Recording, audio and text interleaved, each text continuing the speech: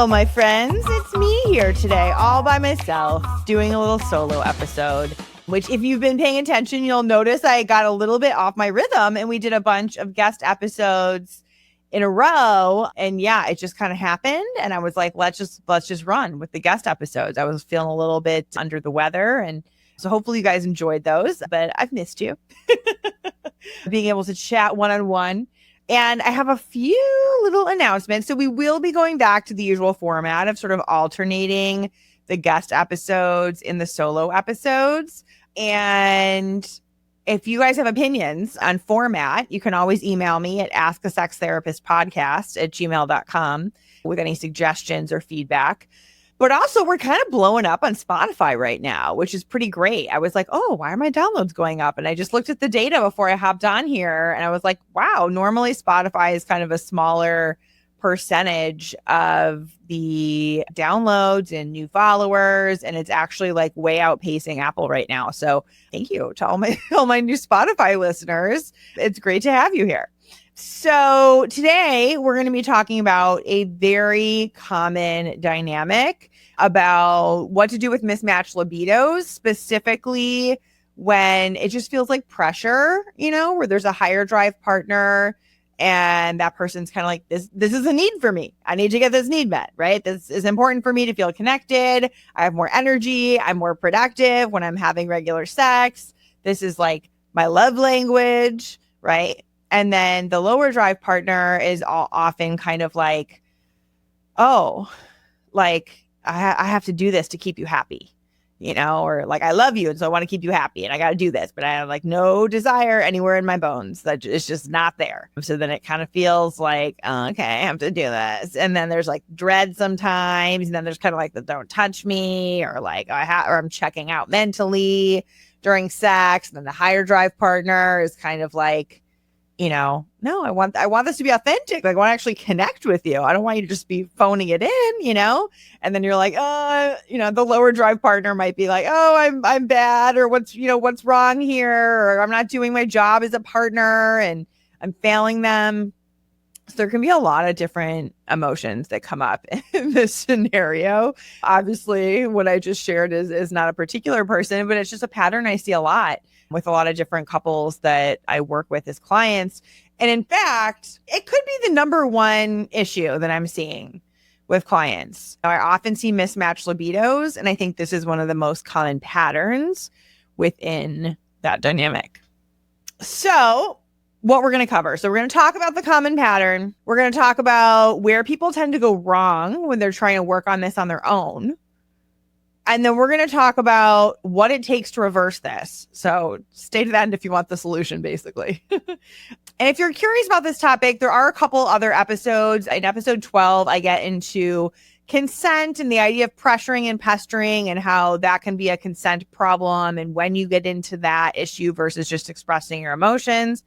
Hint, it's a gray area. And then the libido episode is episode 7. So those are two of my popular episodes. Also, if you're not already following the show, give us a follow. We've got some fun stuff coming up with more guests, and we've got a listener Q&A coming up in a couple weeks where people submit their juicy questions, which I love. So we'll also put the link to submit your questions if you want me to kind of go over whatever's happening in your sex life and give you some free sex advice. Again, you can email us, askasextherapistpodcast@gmail.com. Or I'll put a link for you to submit anonymously if you want to do it that way. Either way is great. So let's get into it. So what's the common pattern? The common pattern is one person feels like their needs are not being met. And sometimes even when I start working with clients, like they've already realized, like, we're going to work on this. We're going to invest in this. We're going to find an expert. We're getting some help. Even then, it can feel like, oh, God, this has just been going on for so long. This has been going on for months or years. And like, is this even going to change? And there can just be some frustration. I think in this scenario, the person can often take it personally.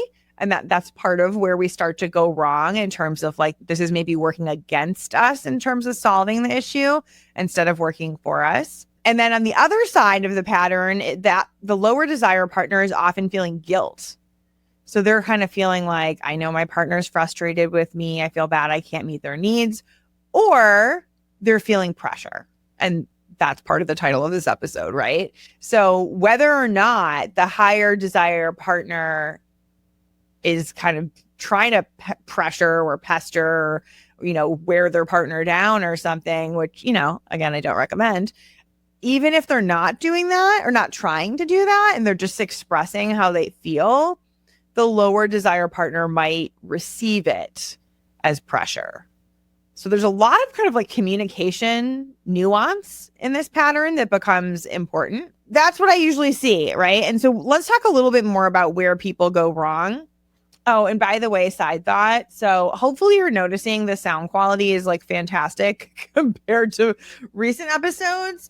And you might also have noticed, this is basically me making fun of myself here. You might have also noticed that I mentioned how I like upgraded the equipment a few months ago. I'm like, oh, the sound quality is going to be great. We got this great new equipment. And then I listened to a recent episode with a guest who just had gotten like a basic external microphone. And I was like, oh my God, the guest sounds so much better than me. Like, what's happening? Like, why is this happening? I have this like great equipment. And so thank you to my new editor, Norson, who is also an audio engineer and got me straightened out. But basically, I learned that I had all my equipment set up. I could hear myself properly on the headphones. All the dials on my little, device were green and showing that it was powered on. It was plugged into the computer. And I had just not selected it from the audio menu for my microphone.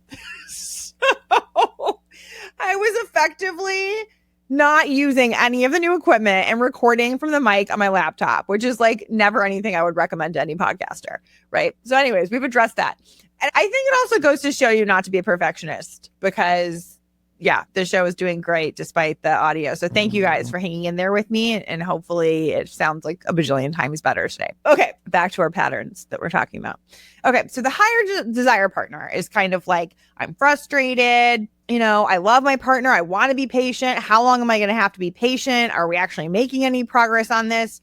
Why have they lost interest in sex? And sometimes the higher desire partner kind of knows, like, okay, I know it's not personal, but still kind of hurts, I know they're really stressed. I know they're dealing with some health issues. I know they're a little bit depressed right now and kind of dealing with that, or they're having some side effects from their antidepressant meds. So, I mean, sometimes there's kind of obvious answers, or maybe it's like their parent just died and they're dealing with grief. So it might not be that you're taking it 100% personally, but it could be like there's a little bit of feeling sorry for yourself. There's a little bit of wondering how patient you have to be. And I think along with that, part of the pattern is kind of expecting your partner to make you feel okay. At least this is where we go wrong, right? It's kind of like, oh, if my partner met this need, then I would feel okay. And so anytime we're assigning conditions to us feeling okay or feeling good, that's kind of a losing battle, especially when it's external. Like we cannot control other people.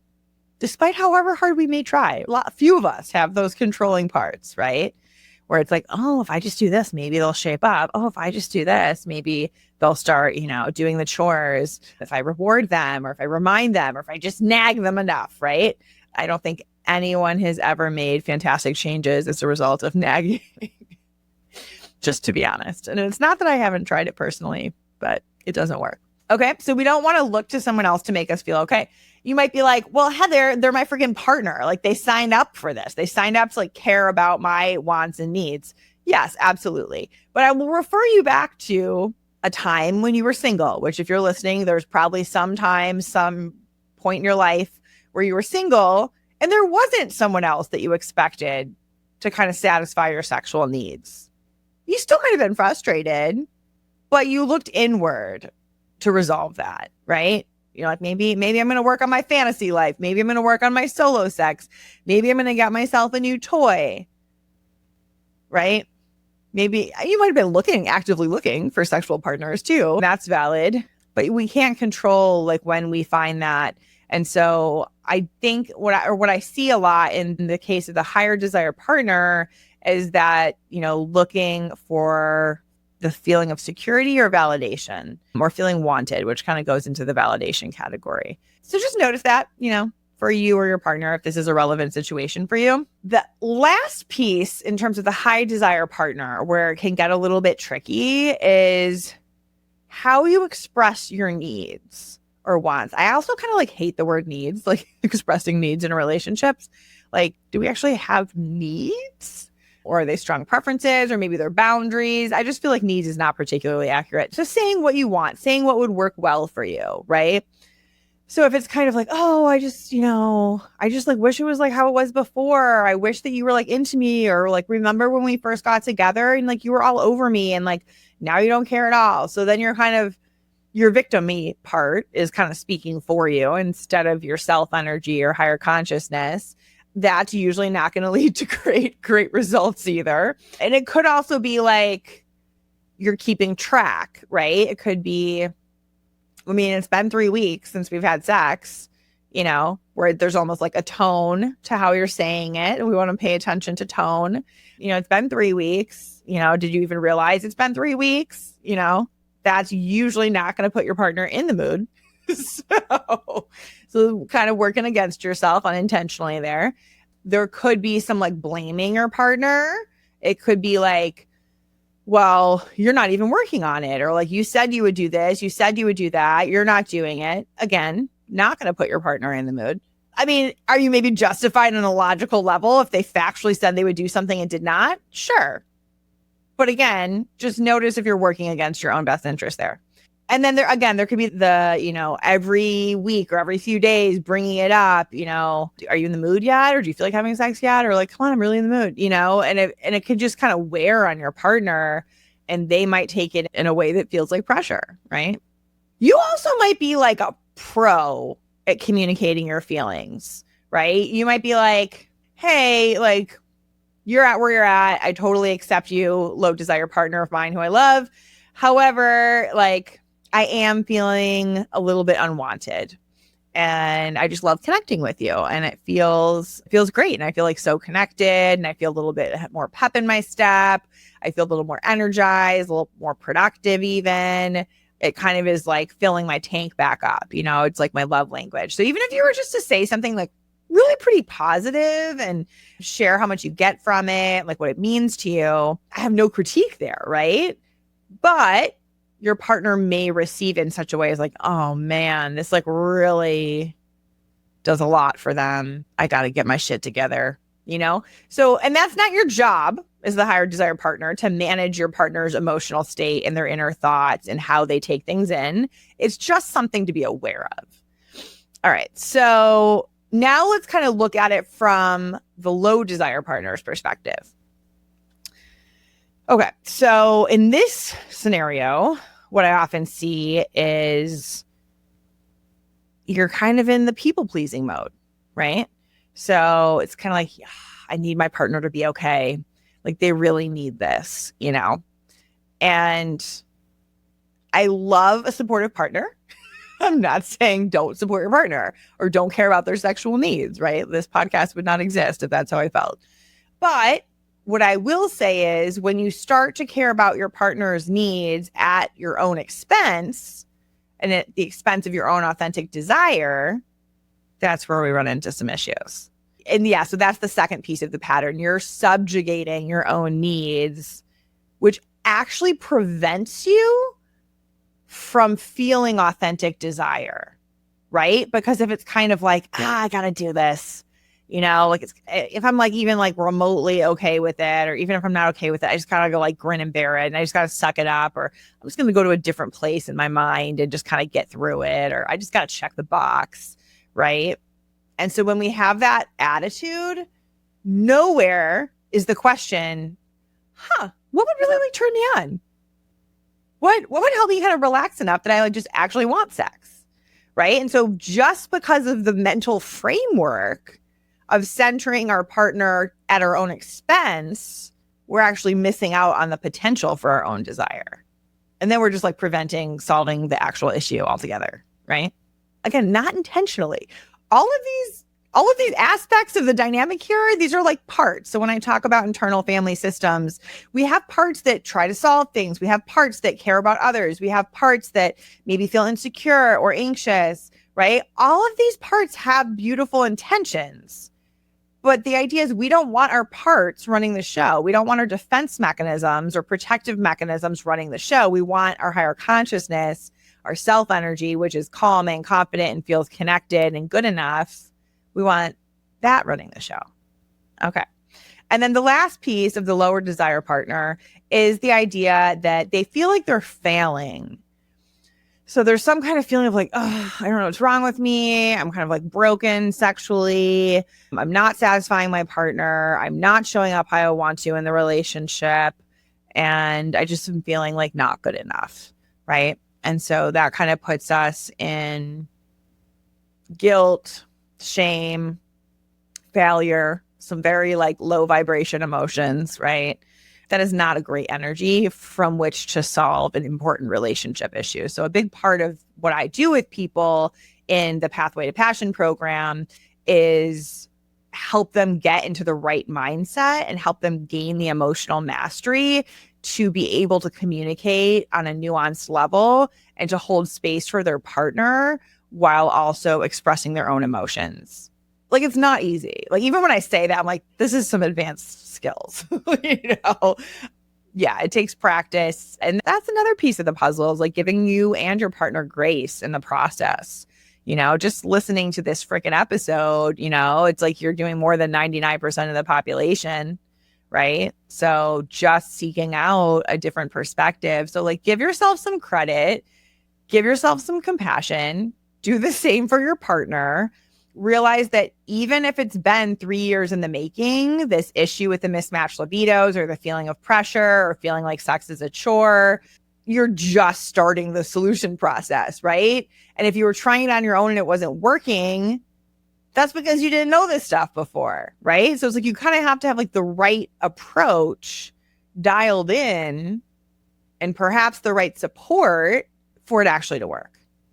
Right? Because a lot of like smart people who have been to lots of therapy and couples counseling and are successful reach out to me, right? And it's not because they're not smart. It's not because they're lousy communicators. They just haven't had this specific type of support and guidance. Okay, so now let's talk about what does it take to reverse these patterns and actually get to a place of feeling excited about your sex life, feeling in touch with your own sexual energy and your own desire, feeling that same thing back from your partner, feeling wanted, feeling sexy, feeling like there's this great energy between you two. Well, we got to change the patterns. So that starts with a few things. So I think the ask for the higher desire partner, again, I'm not going to say any of this is easy, okay, is some patience and some space. Because if the lower desire partner has been feeling pressure, like, pressure is the enemy of sex drive. It is a huge, huge turnoff, right? And so if someone's feeling pressure, we have to get rid of that. And so just kind of giving it some space of like, hey, maybe I don't need it to be a certain way this second. Maybe I can just be open to being into this process and celebrate any little progress in the direction that we want to go. Any little progress in terms of feeling more authentic with where we're both actually at, in terms of desire to be affectionate, to connect sexually, whatever it is, that's the goal, right? So patience, not easy. And how do you get patient if you're feeling sexually frustrated and maybe a little rejected? You got to practice, right? You got to like realize, oh, I'm looking to my partner to meet my need. How can I regulate my own emotional state? And that looks like going back to, oh, I'm having the thought that I'm not good enough and that's why my partner's not into me. That thought is making me feel depressed about this. Okay, great. Now we can work on a better feeling thought, right? Or I'm having a part that's feeling like I need this. There's like a sense of urgency and like attachment. It's kind of like a grippy feeling of like, I must have this. I will not be okay without this. But when you're telling yourself that, you're kind of like undermining your own inner security, right? It's like, I will only be okay if it's a sunny day out, or I will only be okay if I get to go on a 5-star luxury vacation, or will only be okay if I get to buy this new car. It's like, it doesn't matter what it is, just that principle of like, I will only be okay if things go this way and those things are out of your control. You are undermining your own internal power.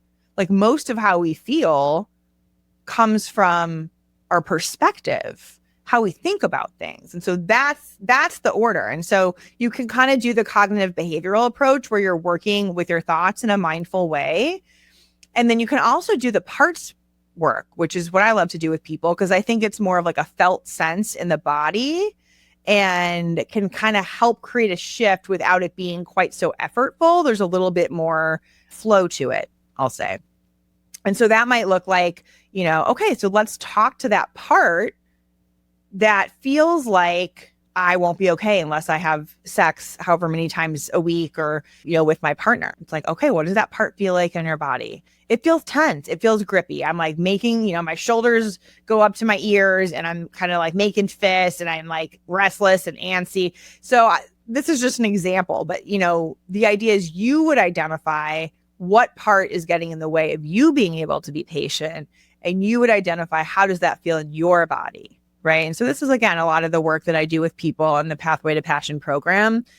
So it takes time. These are skills, right? But then you learn to be like, okay, so my partner can do their own thing and I can still be okay.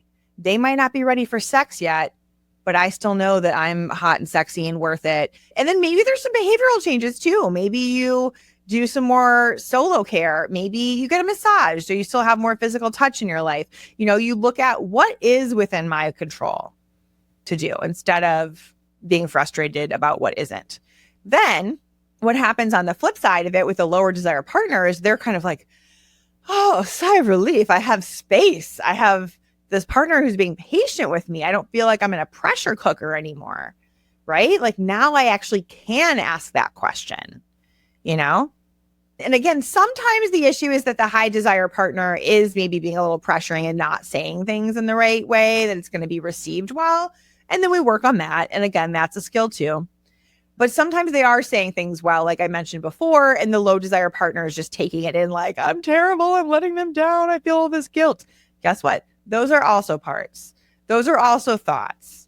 So we do the same work, just with different thought patterns and different emotional parts.